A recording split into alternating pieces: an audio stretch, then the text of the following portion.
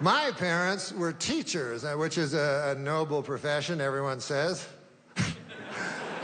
They're fine people, but you know what's weird? They all say teachers are the real heroes. My folks, not heroic at all. And as a matter of fact, I have never met a teacher that showed any heroism. And I've known a lot of teachers because I was a student for years and years. And never once did I go, hey, Barney, man, I was just looking at old man Abernathy. You know, the way he's erasing that chalk on the chalkboard, where he put the chalk earlier. And I was thinking, he cuts a heroic figure, doesn't he? No, me neither. I didn't think that either. I just heard that somewhere. And it's not that hard a job when you think about it, you know what I mean? Like, it's a pretty good job. If you have a job where you go to work, like grade 3, you go to work, and you're 50 times bigger than everybody else that you work with, that's a pretty good job. Plus, they do all the work. You do nothing. That's... How about the students? How about giving some of them the heroism, you know, the 5-year-olds that are working for free. And what do you need, really, to be a teacher anyway? What's the, you know, qualifications? Let's say you're teaching a 3rd grade. What do you need? A 4th grade education. Really, anything above that, you're overqualified, really, you know. I don't like school. I like before school. Man, do you remember that? Before you had to go to school. Man, that was the greatest time ever. I'll never forget. Those were my finest days, man. I loved them so much.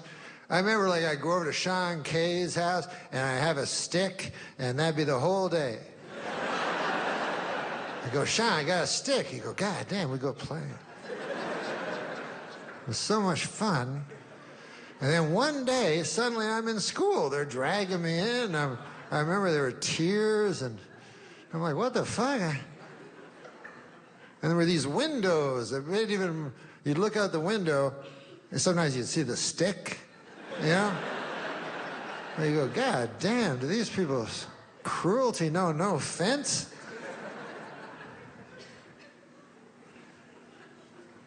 Nowadays, you know, they have the ADD and stuff like that. If a kid's in class, he's like, hey, I'd like to go out. They go, we're going to drug you.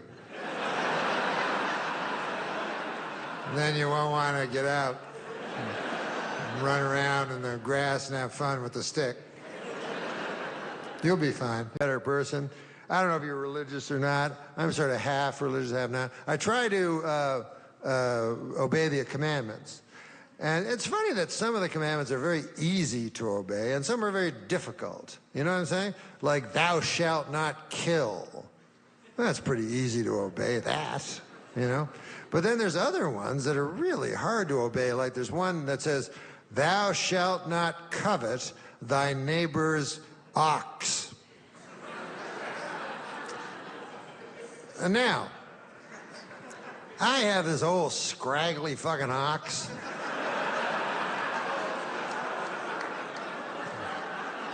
I bought him used. That was my first mistake. And the guy that sold it to me didn't tell me about all the fucking diseases this thing has. So he fucking wandered around. He can't pull anything. And he has a big thing around his neck, like a bell, and that causes neck problems, so I have to take that off. And then I walk past my neighbor's house, and I look in his garage, and here stands the most beautiful,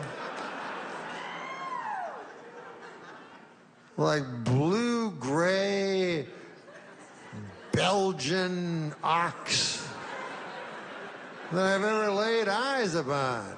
And he's brushing his lustrous... And I'm not supposed to covet it.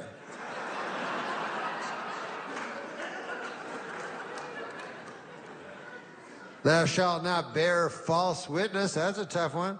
But it's good, not to lie. But it's very, very hard, not lying. Because you want people to like you, and you know what I mean? And want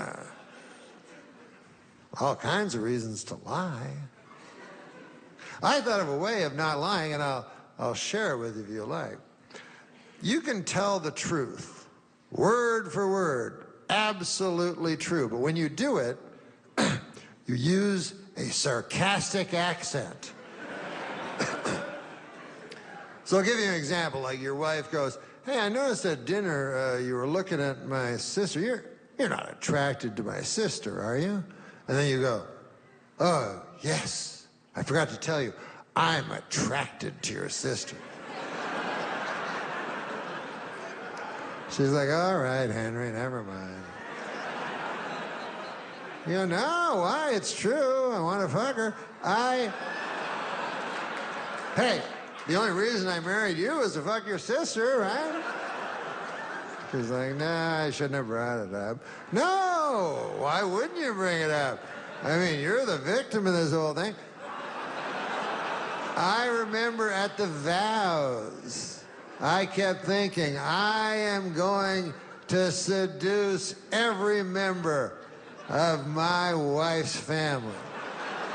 Regardless of gender, I'm gonna fuck all of them. Then afterwards, I'm gonna invite them over to the house and set it on fire, killing them all. And then I'm gonna move on to the next town where I do it again. It's like, all right, Henry, we don't need to hear. You don't have to be like this. Why? What?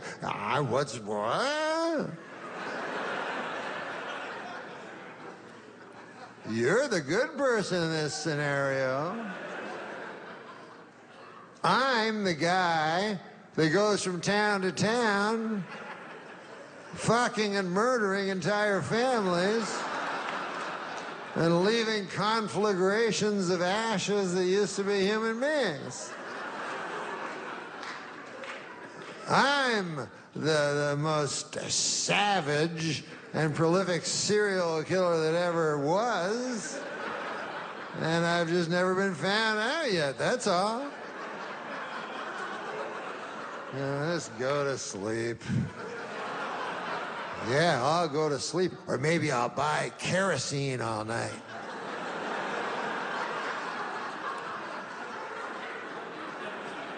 So, that's just an example. You don't have to do that one. Just saying, that's all. But listen, there's important things going on in the world. It's raining in the forests. And I don't want to get too political with you, but it's a true fact.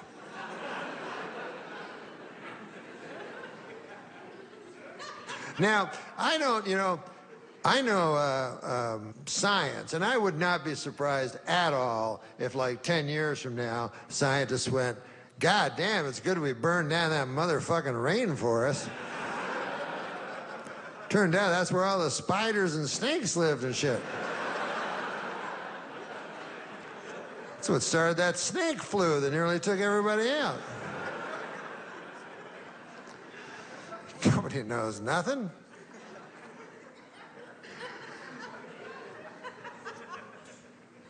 But you're supposed to crunch up cans, and I think it's a good thing.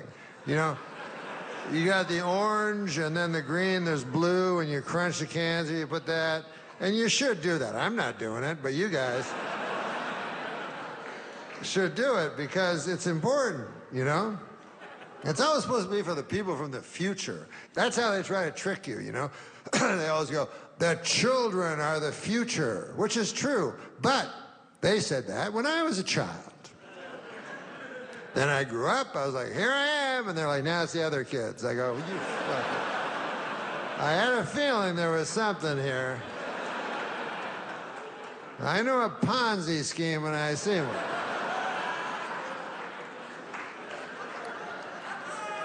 Now it's the other children.